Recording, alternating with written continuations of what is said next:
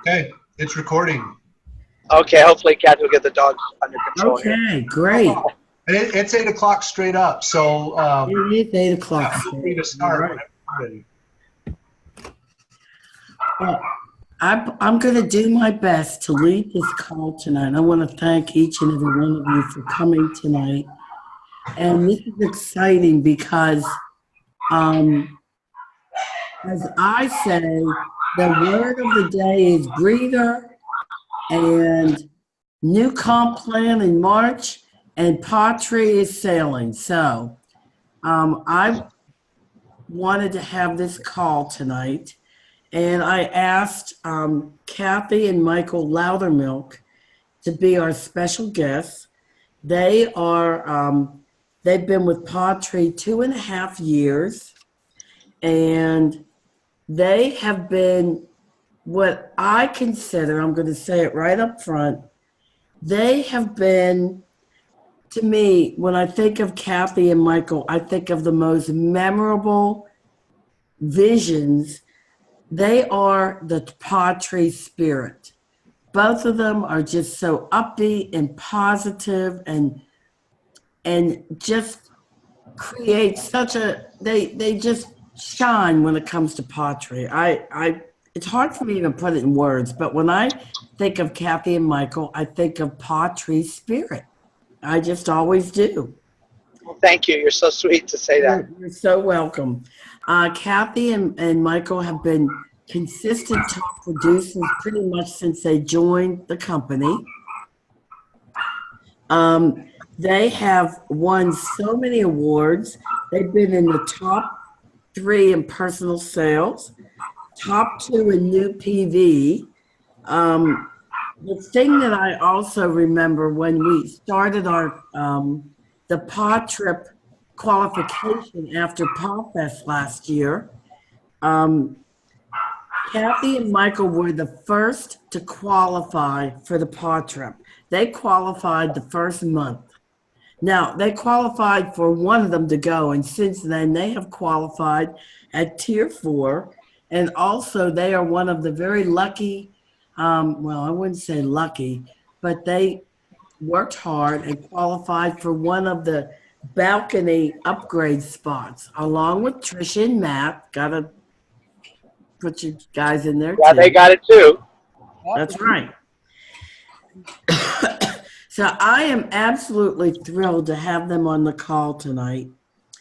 And what I've done is I put together some kind of an overview or a group of questions that I thought were important as we begin to learn about breeders. And we actually have Cathy and Michael that are breeders. We also have Mary Ray, who is a breeder.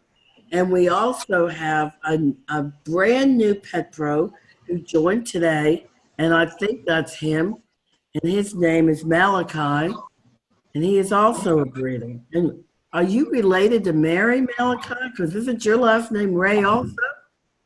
I don't think I am. I haven't used this app before, so I'm trying to do all my settings and stuff. Yeah, that's okay. But we have a breeder named Mary Ray and a breeder named Malachi Ray. And they say they aren't related, so that's okay. That must be a very common name among breeders. I don't know. But anyway, so saying that, I don't want to take up a lot of time, but we have some things that I'd like to ask Cathy and Michael to share. We're going to try our very best to keep this to 30 minutes. And after that, there'll be Q&A. If we could keep it less than 30, that would be great as well. So, are you guys ready?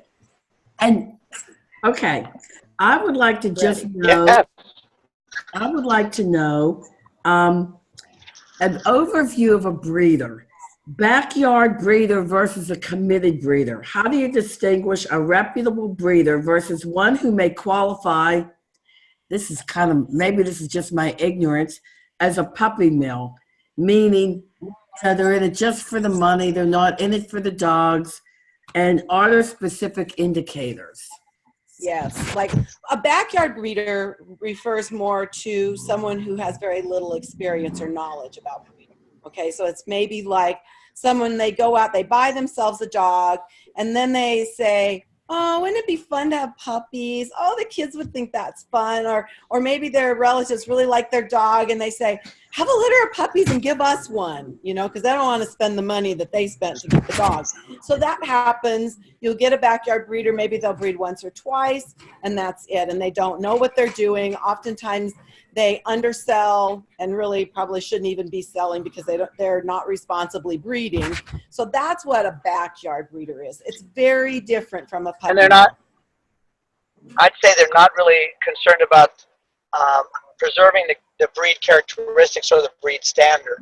Right. They're not, like Cathy said, they're not educated about the breed, so they're not really concerned about perpetuating the standard of the breed. Also, you'll find, I mean, one of the things with ethical breeders, I think, is that they always are concerned about the environment in which the dogs live, that they're socialized properly, that they have ample space to run and play, and that they're part of the family. And then you referred to puppy mills. Cathy, do you want to talk about a puppy mill? I mean, that's different than a puppy mill is considered a high volume breeding facility, and oftentimes their practices are inhumane. Like dogs are left in kennels for the majority of the time. You hear about dogs that are actually crippled because they never were allowed to get out and move around and run and play, and they, you know, their whole thing is just churn out as many puppies as we can to make as much money as we can. And most of the time, even though pet stores will say they do not buy from puppy mills, that's a bunch of bunk. They do buy from puppy mills. And you can find out just by looking at, say, asking them for the papers on that dog and then Googling the kennel where that dog came from, and you'll find out that kennel has 250 dogs. And you know, I had a discussion with AKC about this because AKC comes out and they inspect our kennels at least once a year and go over our paperwork. And that's just part of their regulations. They can shut you down if they don't feel that following along with their codes. And I've talked about, you know, these places that have 250 dogs being a puppy mill. And he said, not necessarily. He said, so long as they have a facility that's clean, that's kept really clean, they hire people to take the dogs in and out of the kennels and exercise them, then they don't consider it a puppy mill. But I'm sorry, there's no way you can give enough attention to 250 dogs that they're going to be happy, well-adjusted animals, you know? Yeah, I agree. So that to me that's the difference between like a backyard breeder and a puppy mill. And then what we do is what they call hobby breeding. And what they'll say, if you look up a hobby breeder, they'll say it's someone who doesn't care about, they don't really do it for money, they do it for the love of the breed. Well, I think that's a bunch of bunk too. Nobody does this without the idea of wanting a little money out of this because it's a ton of work. So I'm going to be honest with you. I'm doing this as a business, but I do love the breed. And I do care for the breed. And I do genetic testing so that we don't perpetuate faults in the breed, that we try to make the breed continue without faults. So that's the difference between the three types of breeders. Great. I have a question. As a reputable breeder, what is most important to you? If I came to you and I am with pawTree, what products, persons, programs would you be interested in learning more about as a breeder?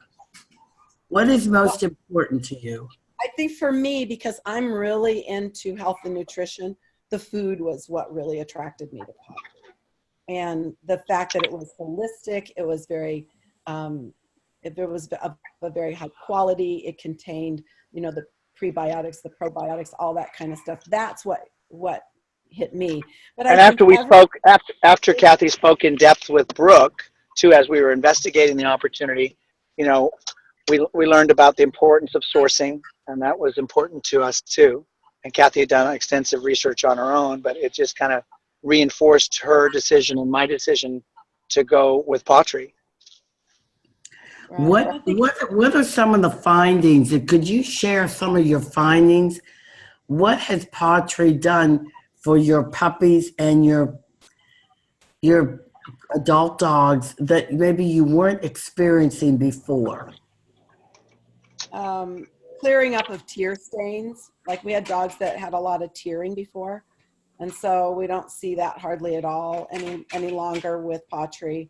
I think we've seen an increase in their coats. Like I had one Catan breeder tell me, oh my gosh, Cathy, if my dog's coats get any better, I don't know what I'm gonna do. Like I can't hardly handle it. Their coats are so thick and full since I've started using pawTree. So we see that, we see, the luster, I just think, their general overall health is so good. And then that translates into really healthy litters, so for us, in some cases increase in size in litters, but definitely, nice, healthy puppies that we are very proud to send on to homes. Okay, an initial, so what are the key points, if I came to you, what would pique your interest most? You said the health and nutrition. Is that, if I were to go out and talk to a breeder, you're telling me that the most important thing is the health and nutrition?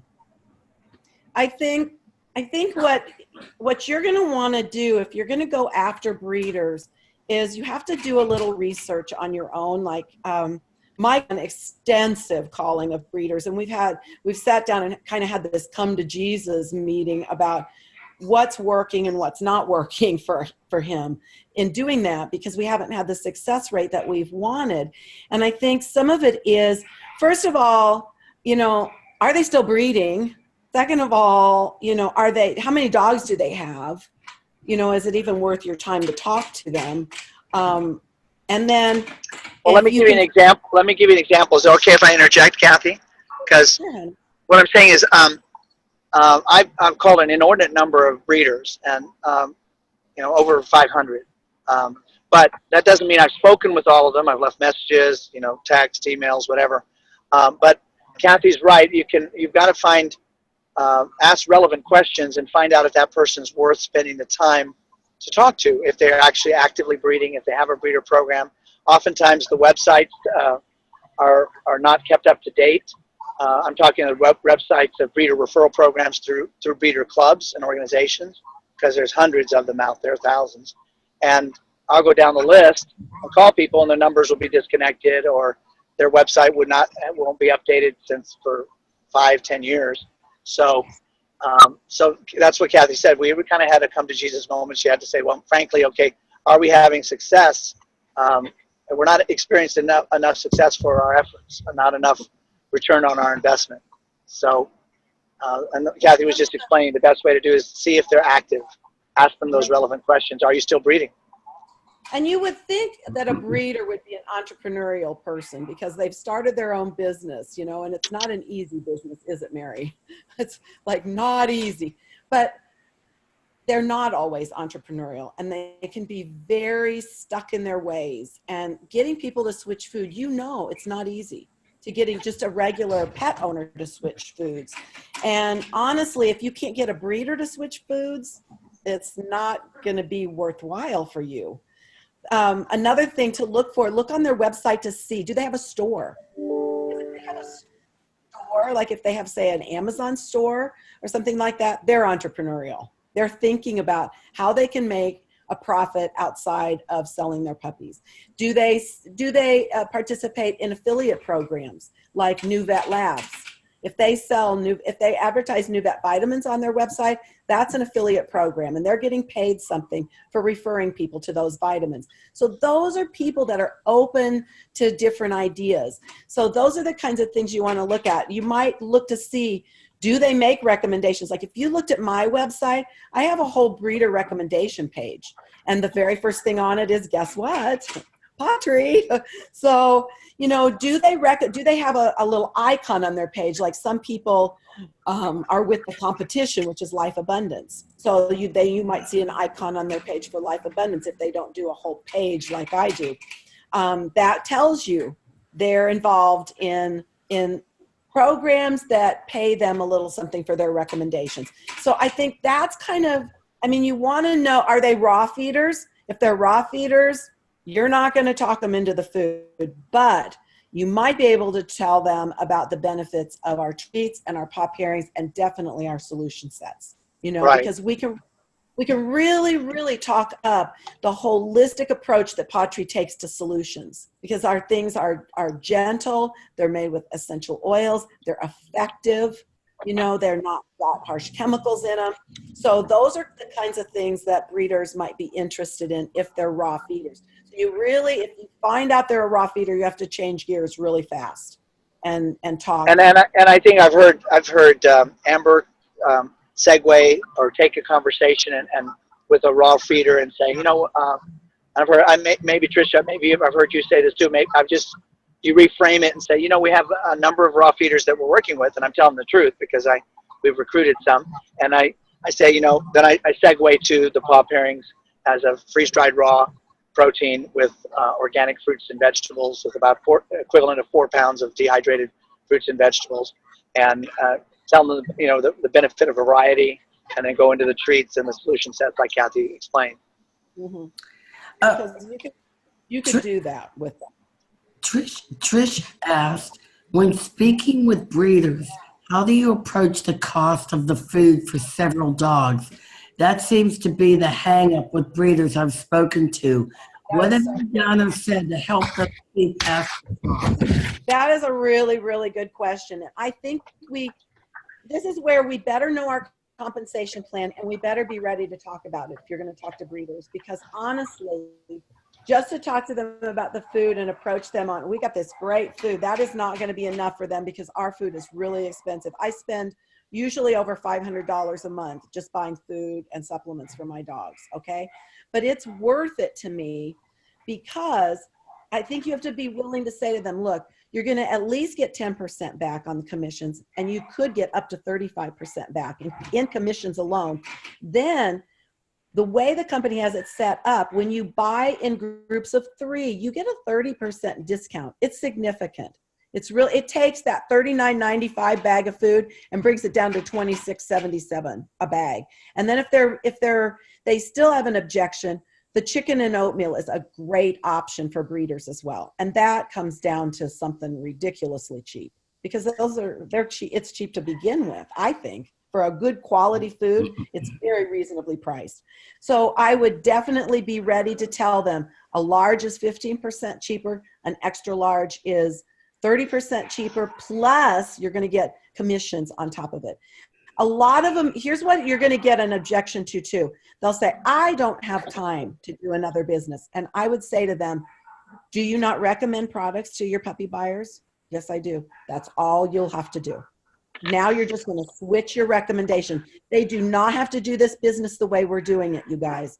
They don't. We have several breeders who do not work as a business, but now with the way the compensation plan's changing, they definitely could become a builder leg.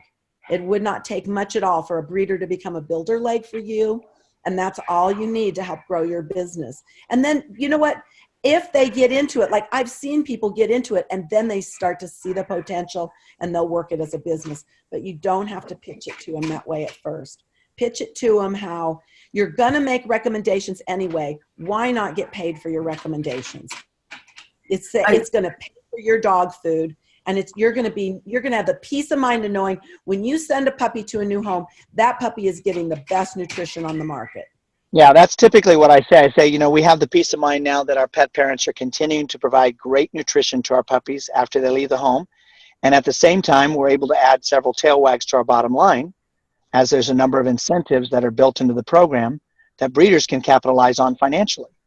And so I leave it at that. I say, you know, I'd be happy to give, if it's a message I'm leaving, I say, I'll be happy to give you some more information and more details. Please give me a call and we'll see if this might be a good fit for you. Because I emphasize it's very streamlined. It's not going to necessitate much more work, you know, or if any, than the recommendations you're already making, because you're getting paid for recommendations. I mean, I say, wouldn't you like, I started off with my communications and my written communication. I say, have you ever wished that you were paid for the breeder recommendations you've made? And now you can. And then I explain how. You know, and for people who breed bigger dogs, I've heard it over and over again that pawTree is so nutritionally dense. They actually are feeding so much less food than what they fed with cheaper brands that it isn't costing them any more than it was with the cheap stuff. I've had several people tell me that. So I think, you know, we just have to really, we have to be excited about our product, know the compensation plan. I really talk up the sourcing. That was the first thing that told me when I asked Brooke, why should I switch from From to this food? Because I thought From was a good food. And she said, From is a good food, but it's all about the sourcing of the ingredients. And that's where we stand apart, is they've made a commitment to put any food ingredient that goes into our food to not be a GMO food ingredient, and that the meats are raised without hormones and antibiotics. That's a huge thing for a lot of people. So the sourcing of our ingredients sets us apart, you know, and if that doesn't speak to them, if they're feeding Pro Plan, you know, and they don't give a hoot and they don't care, you know, they haven't given a thought about nutrition of their dogs, you're probably wasting your breath talking to them, you know. But people who care and are using what they think are good quality food, you've got a chance at saying, look, you're going to get a recurring residual income from this, from just recommending a good quality food to your pet parents. Yeah. Well, the other thing I've heard recently, just to interject, is you know, when a puppy is gone to their new home, that's basically the end of the financial, that you may never see the puppy again. You get paid and that's the end of it. But by having pawTree in, and I know you could talk about the contract, and maybe we don't really have to talk about that, but this way the breeder can have a residual income from each and every puppy that goes out the door because of the them being on the program that you as a breeder are recommending. Right. Absolutely. We have people that we sold puppies to 2 years ago that are still buying food from us every month. You can turn yours off now since you're home. So, you know, I was shocked. We looked at our W-2 form from this year compared to last year. We had tripled our income in 1 year. Wow. And that's just, I mean, what we're making now, income to anybody. You know, anybody that would look at our W-2 form and say, I could make that just by recommending food to my pet parents, I think it would be interesting to them, because we're making a significant enough income to create interest. So can I ask you what products are key to you and to other breeders that pawTree offers? Food. What else? I lead with food. I lead with food. I say to people, look, my contract is designed to protect you. There's only one thing in that contract I ask of you, and that is that you maintain the nutritional program that we've started these puppies out on. And that is because I believe so firmly that it is the best out there. And if I'm going to guarantee the health of your dog, I want to have some say in what you're feeding that dog, because I believe that nutrition is behind a lot of the health issues that we're seeing in the canine world right now. So I start out with that and I say, look, this is how this company works. And I tell them about Easy Ship. I tell them you want to be on Easy Ship because you're going to get discounted shipping. You're going to earn paw points that are going to get you free products, and you're going to order regularly anyway. So why not take advantage of it? Then if you add 3 extra items to your order, you're going to get free shipping. And you know what? Everybody should have GastroPro Plus on their shelf. Everybody should have Skin Support Plus on their shelf. Everybody should have Ear Wash and Ear Dry on their shelf if they own a dog.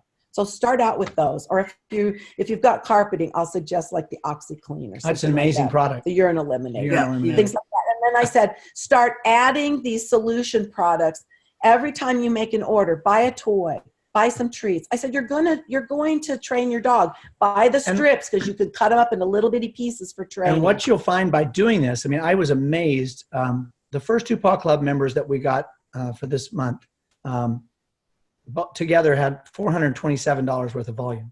Just 2 Paw Clubs.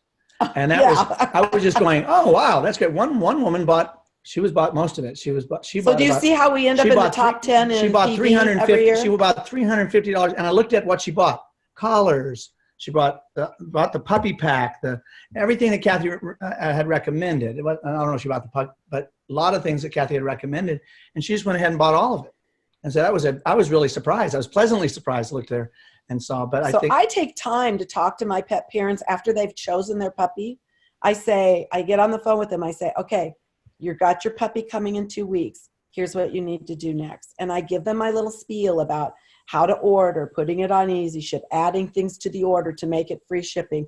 And every time, almost every time they follow my And I want to emphasize recommendations. that's probably one of the most integral or most important things you can do as a breeder, as a successful breeder with pawTree, is you have to make sure to not only encourage them, but you have to make sure to follow up. I think you have to make sure to have that entrepreneurial mindset, What did Matt ask? Do you personally? Let's see. Send the buyers home? No, I do not. And I'm really against that, Matt. And I know breeders that do that. They spend all this money and they buy food for their people. And that does not guarantee you the next sale. I make my people get online and order it. I help them if they need help, but I absolutely refuse to buy them their first pack of food. We'll give them, if they've ordered and Cathy goes back and she makes sure they get their food before the puppy goes to their home. So their food actually may arrive in 4 days or whatever. But Cathy sends, if they're going with a courier, with someone who's taking the puppy with them, we'll give them enough food to last them for 4 days. Yeah, or 5. So maybe a week. What's that? So that was my next question, was then at what point do you, and I'm asking this just so as I talk with other breeders, I sound educated in a good way to approach it. Right. At what point then do you recommend or help them walk through the ordering process? Like a week before taking possession of the puppy, at the time of possession? I let people choose when the puppies are 6 to 7 weeks old. My personal belief is I don't like people to choose a puppy until they've seen the vet and I know everything's perfect with that puppy. Because just one time in all my years of doing this, I had a puppy with a hidden heart condition. And then that person's heartbroken because the puppy they've chosen, they can't have. So I make them wait till they've all seen the vet. And then as soon as they make their choice, I say to them, now your next step is to get your food ordered. Now, like right now, my business partner has 6 puppies. They're ready to go. People are going to call. They're going to say, I want this puppy. And we're going to sell that puppy and it's going to be out the door in 2 or 3 days. For that person, I say, you need to get on the phone right now and get online right now and get your food ordered. I'm going to send a week's worth of food with the courier so that you will not run out of food. And then your stuff will come within the week. And Cathy's really good at this. She'll look and go, they haven't ordered. I'll say, Cathy, I'll look and say, they haven't ordered. So because you see it on the app or an email. She'll go right to text or she'll go right to voice and call them and say, hey, you got to get that food ordered before the puppy goes out. I say, I can't ship your puppy till you order your food. So your food, so actually you have it in your contract for a period, is it 1 year? 1 year. And we're thinking about extending that to 2. Mm-hmm. And do you give them an incentive? Do you give any money off? Or I know that Robin gives money off if they, I don't know, she gives some kind of money off if they buy. Not in her contract because I've read her contract. She's got a good contract. She's got a pretty strict contract. Yeah, hers is more stern than mine is. I'm thinking about changing mine. Our language is a very strong recommendation. It's not, doesn't make it mandatory. But I tell people, I really expect this of you. That's the only thing I'm asking of you. And I had one lady say, well, we've always fed Origin. Could I just feed Origin? I'm like, no, you can't. She's just very strong about it. So you either order pawTree or kind of go somewhere else for your dog. How do you say it? Cathy actually says, we have things that are built into the contract to protect you. Okay, I was gone. So yeah, I said, everything in that contract is for you except this one thing. And that's for your puppy and for me, because I want your dog to have a really healthy start. But I am convinced that I'm telling the truth. I believe in what I'm saying. I believe in pawTree. And the more, every time I talk to Brooke, my belief level goes up higher and higher and higher. And I just believe, she's doing everything she knows to do to give us the most efficacious food that a dog can have in a dry kibble. And so People will tell me, they'll talk to me about raw. I'm super against raw feeding because I've had dogs die on it. So I'll never feed raw again. I'll always feed a kibble. Or if I didn't feed a kibble, I'd make it myself and it would not be raw. It would be cooked. So that's kind of my stance on things. You know, when people talk to me about raw, I tell them my experience and they usually abandon that idea. So Can we open this up to questions? I really think several, and maybe a couple of the breeders have some questions, and whomever, anybody that has any questions. Just unmute yourself.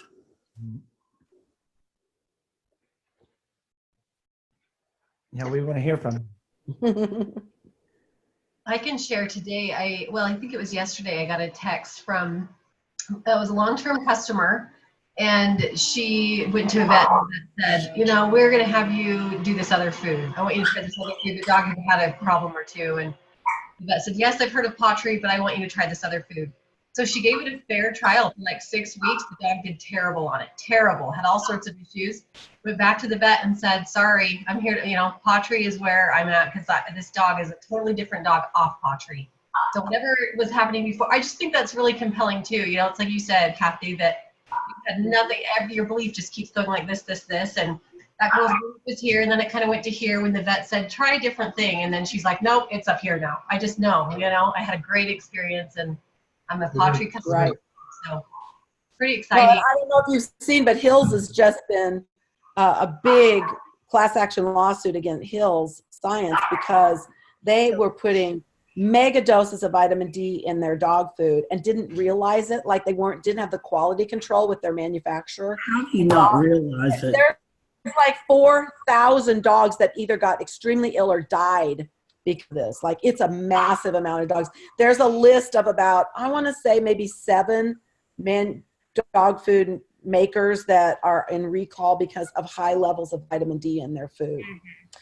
So, you know, I just don't expect we'll ever see that kind of thing because I think Brooke and our actual dog food manufacturer keeps such a close tab on all this stuff. Like, I read an article about how one supplier was supposed to be sending turkey meal to the dog food manufacturers, and they were grinding up turkey feathers and sending it and passing it off as meal. Well, there's absolutely no nutritional value to feathers.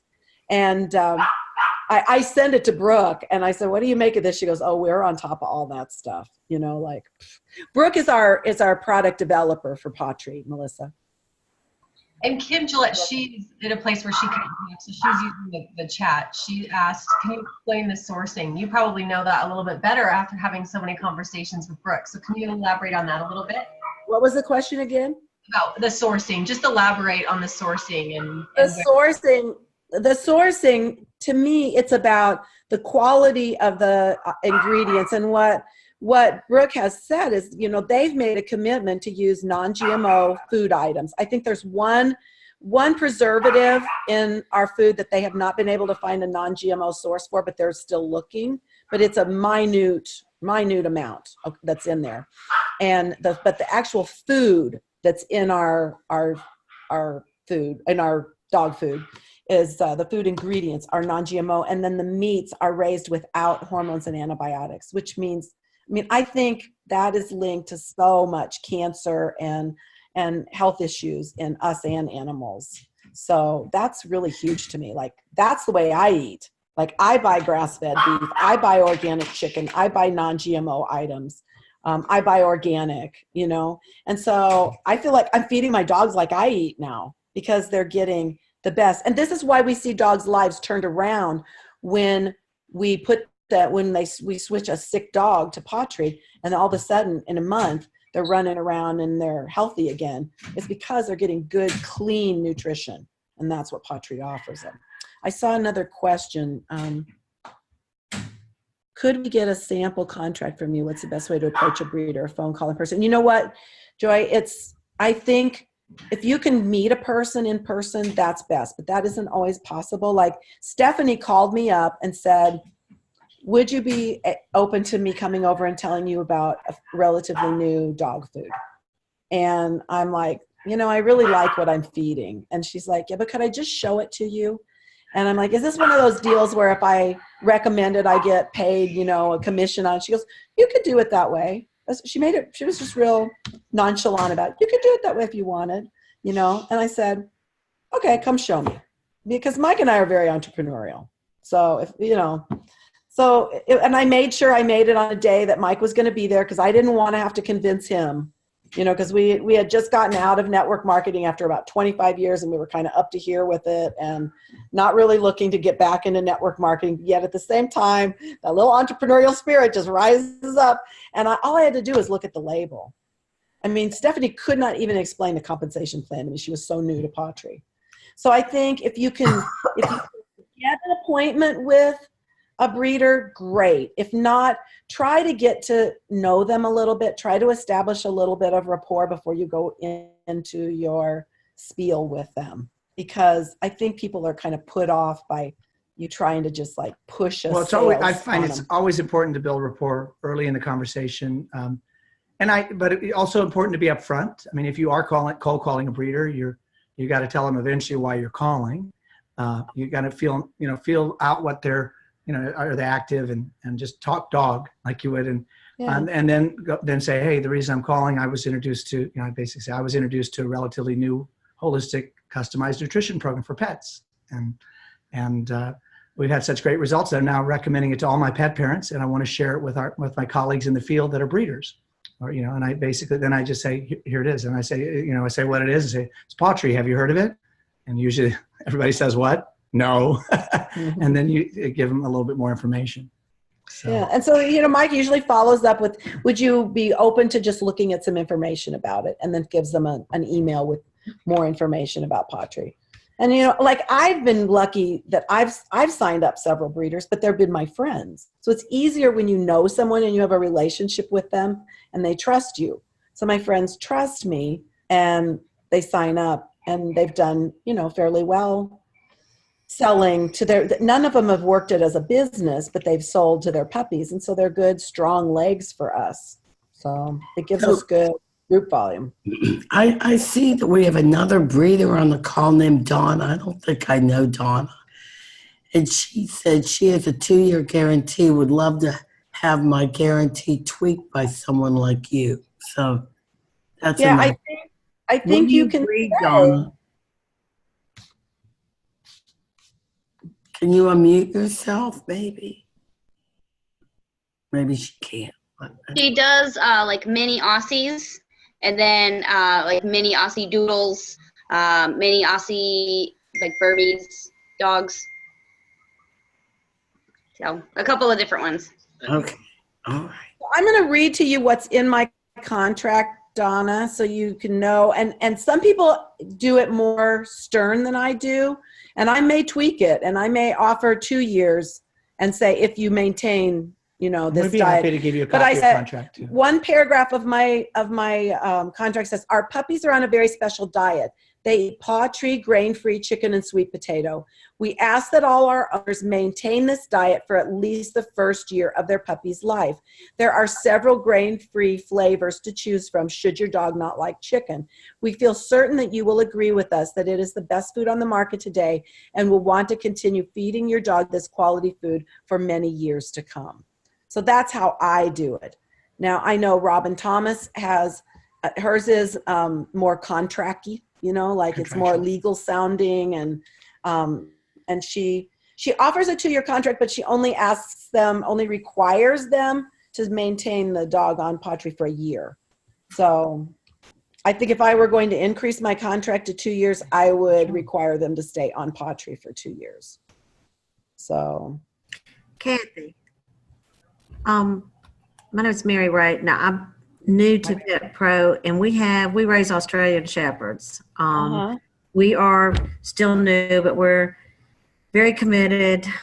We had an issue with a female that we didn't have our genetic testing, and she had the S. locus white gene. So we had an unregistered letter, but everything is all of our things are tested now, but we have our first litter since I've joined just in the last couple of weeks, because she's in the process, I have not changed her over in her food. I've kind of kept her in there, but she is getting the seasonings and she's getting, we're kind of moving.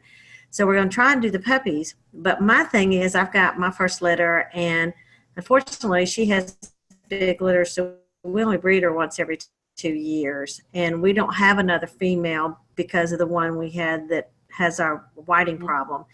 But I do want to try and do this. So I'm trying to make sure that, I get these puppies on this, but it's kind of hard for me right now in a way because I don't have my dog on the food to say, yes, this is, what I need to do. But I do want to try and ensure this for the puppies going through. So that's what I'm, pardon? So why have you not switched your dog to the food? I haven't switched her because she's just really, we weren't sure, we were having some issues and we weren't sure, trying to change her up a little bit because she is literally due next week. She only goes 58 days. She doesn't go 63. So we were just really, we were so close. We did not want to change. And that's what I'm saying. We were too close to change her, but we are planning on changing her and going to try, but we wanted to kind of get her, and we'll definitely put the puppies, and we're going to try and transition her after she whelps. I mean, once we've got them here, then we're going to start transitioning her then. But we just didn't want to take the risk, in that light of doing too many changes to her. She's already stressed enough because we have 2 young pups here. But I do want to try and do, like I agree with you on the puppies, and that's one of the things we're going to try and do just with all the rest of our dogs. We've been using the treats. We just have not totally changed our dogs here onto the food. But what I have found that was really good is, I'm sorry. So long as you start the puppies off on it, you can, with all integrity, tell people we are feeding our puppies pawTree, and we ask that you continue on this diet for at least the first year of their life or whatever. Yeah. I recommend the chicken and sweet potato just because that's what Brooke had told me is the best for puppies for growth, because it has the high protein and fat content. Right now, I am testing my dogs on chicken and oatmeal instead of the chicken and sweet potato for a few reasons that I really don't want to get into right now. But we'll see how that goes. If what my hypothesis is, if it tests out true, they'll stay on it. If it doesn't, they'll be going back to chicken and sweet potato, because I really don't like feeding grains to my dogs. But there is some stuff out there about grain-free and about the phyto estrogens in grain-free food and breeding that I'm just kind of doing a test. So we'll see how it goes. But definitely my puppies are on it. What's that, Tricia? I just wanted to put in 2 cents, because there's one takeaway that, because some of this group is, petPros, they don't have anything to do with breeders. They just really would love to get some breeders on their team.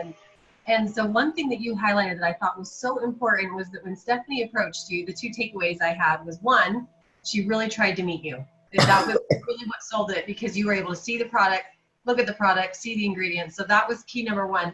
But number 2, that she didn't know hardly anything, right? She was so new and she didn't really know a whole lot. But it didn't matter. It didn't matter. Yeah, it didn't. You saw the vision and you ran with it. So, petPros out there that are brand new or maybe feeling like, well, I don't know anything about the comp plan. I don't know anything about breeding. Doesn't matter. Stephanie didn't know either. And she didn't even have a pet. She doesn't even have a dog. Still doesn't have a dog. She literally put her laptop in my lap and turned on, I think, what Yvette says about pawTree or whatever, Well, and how can I watch it?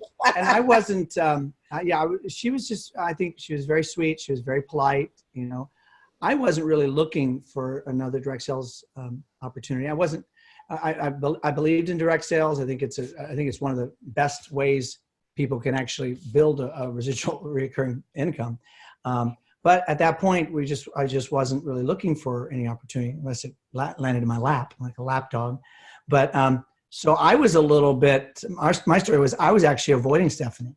I was actually doing stuff, trying to look like I was keeping busy with the dogs and doing stuff that I was important, but wasn't really important. It was annoying. And Cathy finally looks over at me and goes, "Get over here, sit down. You need to look at this." And so, like, I booked it on a day he would be home, so he could see it. I think we saw the old compensation plan by Melissa Davis. Because she couldn't even tell us anything And so about the I was watching it, compensation and plan. I was just starting to get more and more intrigued. And then Cathy shows me the ingredients on the back of the bag, and I'm going, and we look at each other, and we said, you know, This it's is a no-brainer. I mean, it's like the girl left with a $750 sale that and day. then it was 2 weeks away from PawFest. I think it was less than 2 weeks, almost. Well, Was. we were It was able the to get it. 16th, and And 10 we just- days later. And it we was just looked at each other and PawFest. said, we've got to be there. We have to meet. We have to meet the people, the corporate team, the product developers. So I mean, if you get a good breeder who gets it, you've got something. Like you could hope for somebody like us, you know. We've got a few breeders that actually that do pretty good volume, and hopefully they'll be a good breeder like, but they haven't got the vision yet. So we got some that are doing 800, 1,000. So which would be a good breeder like. Oh, we're looking at another question. Did you get it?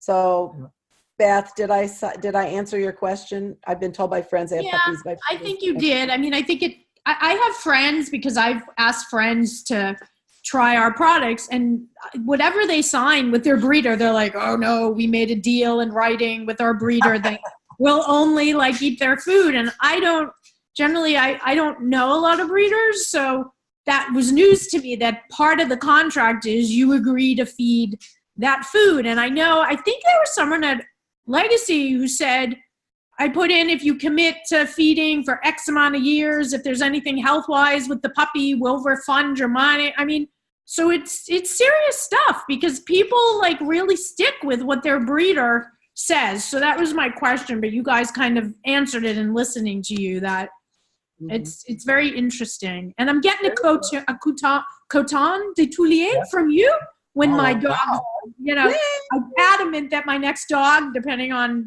because now I'm at my max, that's coming from you. So I just want to say that. All right. I love that breed. So yeah, they're amazing. Donna, I think you're fine. Chicken and brown rice. It does not have quite the protein and fat content that the chicken and sweet potato does, but I think Brooke would consider that and the chicken and oatmeal okay foods for, her top recommendation to me was the chicken and sweet potato, but I think you could do the chicken and brown. I know, especially people that breed bigger dogs, they like to go to the chicken and brown rice or the chicken and oatmeal because it's like $10 cheaper a bag. So, and then you start adding the discount, the 30% discount to it. It's, it really can make a difference for people, whether they can afford to feed their dogs that food or not. So I think it would be fine. Like I've kept my puppies on the chicken and sweet potato, even though I have my adult dogs on the chicken and oatmeal. But I think you'll be okay. Does anybody have any more questions? I'm losing my voice. I just have one more question. Cathy, I'm embarrassed to say after all these years, what is this discount you keep talking about? Like, I'm not aware of that. Okay. When you go in and you order a bag of food, when it pops up, it'll give you a chance to change the quantity or the size. If you change the size to a large, you're going to get 2 bags of food and you're going to get a 15% discount. If you choose extra large, you're going to get 3 bags of food and you're going to get a 30% discount. But you can't do it by quantity. You have to do it by size. I wish they'd just take the quantity out, because I've had people order 3 bags of food and they don't get the discount because you have to order extra large. You can't just order 3 bags of food. So it's not the 10-pound bag, it's an extra large bag? It is, no, it's still, the large is 2 10.3 pound bags and the extra large is 3 10.3 pound bags. So I always order in multiples of 3. I never order anything less than that because it's it's incredible savings. It's a great savings. I didn't even know that. How shocking. Okay. I've actually, for customer care, I've actually done this. I've gone back and said, oh my gosh, this person just spent like $40 more than they should have.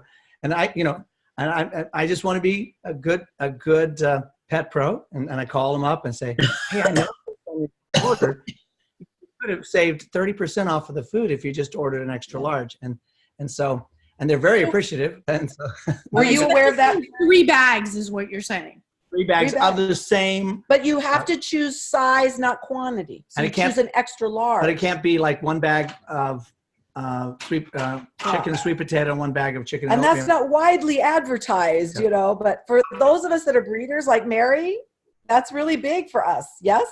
Yeah. It's huge. It saves me a ton of money because you guys, I buy anywhere from 15 to 18 bags of food a month. Wow. So Okay. it's a huge savings. I'm gonna for check me. that. Thank you guys for that. Thank you. And I'd say one other. Oh, go ahead. Any other questions first? Okay. Well, I was just going to say, you know, just one thing. I just signed up someone recently. Was in the last 2 or 3 months. Our next door neighbor, and they've been a breeder, and I just was. It took me 2 years to get her to sign on. But I just was persistent, but nicely persistent, and just asked her. And there were just different other reasons she didn't sign on 2 years ago. I think one was she had a non-compete something in her other network marketing company that she quit and joined pawTree. And she's does labs, breeds labs, and she's seeing already tremendous results after just 2 months on pawTree. And doing super well in the show ring because of it. Because of it with coats. So yeah. So if somebody doesn't say no, then the answer isn't no yet. Yeah. 2 years it took her to say yes. But she never said no. She never said no, so I kept She just asking. kind of, you know, like that. Never said no. So Mike just asked every 6 months or so, Mike could ask her again. I just pulled the mic and said, "That's right." That's right. That's right. Yeah, that's right. I've met the Lowdermilks in person. Mike's so great. Whenever we're getting trained or anything, if they say things, he's like, "That's right. That's right. We love it." Great.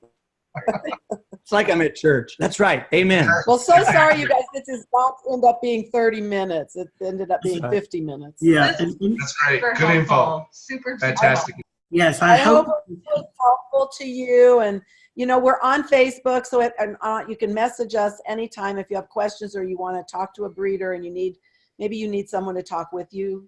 Yeah, if you need some verbiage or feel want free a to call us. copy of our contract, you know, we'll make that available to you too. Yeah. There's so many breeders that are out there and good breeders. And I think, you know, we've got such a big market that there's no secret to it other than, I mean, there are things you can do that I think in terms of what commercial word skills, what you say can make a difference, and we're, you know, there's no secret. So we're open. We want to share everything that's worked for us. There's been some things that worked really well for us and some things that haven't. And if we can have more breeders on our team, but not just on our team, on all of pawTree, it adds more credibility to pawTree. And then more breeders, then when you talk to the next breeder, they're going to be more apt to say, hey, I know so many breeders that have gone, I've heard of this. And it's going to have a momentum effect, and it's going to accelerate all of us. Right. Thank you so much. I can't talk. You better go to bed. Have some hot tea. Lemon. It lasted all the way through this. So thank you. Kathleen arranged this whole thing. She reached out to Cathy and Mike. She made it all happen. And we are so grateful, Kathleen and Cathy and Mike. And as I put in the comments here, we recorded it. I would love to, I'll put this as a YouTube link and you can share it with your team or, you know, whoever. And I feel like this is super valuable. Really great to watch again or repeat or people that may want to later. So. Yeah, great. Thank you so much. I appreciate that. Appreciate Thanks, it. Chocolate. Cute. Look at that little puppy. Well, this is fun. Well, we sure, Kathleen, I'm speaking for you. I know you would say this. Thanks for joining. Thanks for being here. We hope you feel better, Kathleen. And Cathy and Mike, really, we appreciate your time, and everybody else. Well, we love you guys, and we love pawTree, and we can't wait to see you guys again at the paw trip. That's amazing. Yeah. So, We'll see you on the cruise. All right. Bye-bye. Bye-bye. See ya. Bye, everyone.